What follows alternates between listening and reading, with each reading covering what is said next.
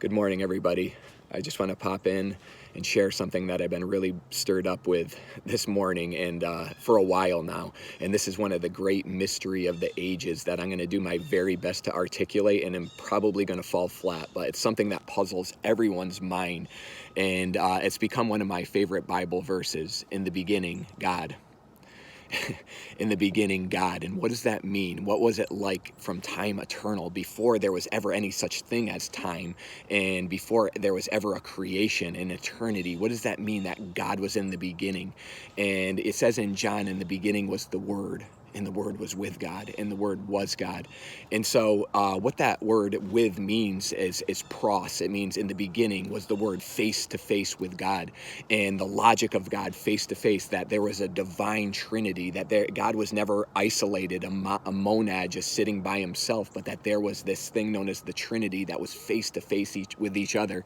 And Bible theologians call it perichoresis. They were in this divine dance with each other when they were just a love bed of selfless, other giving focus and love. And one was pouring into the other one while receiving from the other. And there's just this divine, absolute love bed of relationship and communion and other giving, selfless focus and love. And out of that was the Word. And, we think that the Word started when God spoke into creation, let there be, and then all of a sudden was the Word. But that's not what the Word was. It was the logic of God, the very whisper that was going on in the Trinity, the logic of wanting to create something and wanting to share this love that they had, this communion that they had, wanted to create something, a creation, humanity that they could pour themselves into, an other giving, selfless love. And that was the whisper and the logic of God. And there was like a divine glance, they call it the divine glance, where the Trinity just saw, boom, time from beginning to end. And they saw what they were going to do, and they saw Alpha and Omega, that they were going to ultimately create something and bind themselves to it in this other giving, selfless, graceful love.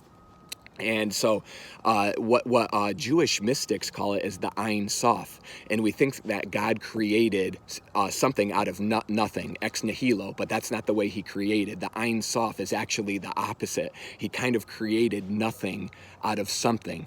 What he decided to do is, out of himself, out of his own deity, he withdrew. And he opened up a void in the very center of himself. And he opened up the void. And then he started speaking light into it. He started speaking and breathing into it and creating matter. And then kind of spilling himself out into that matter and unifying himself with it.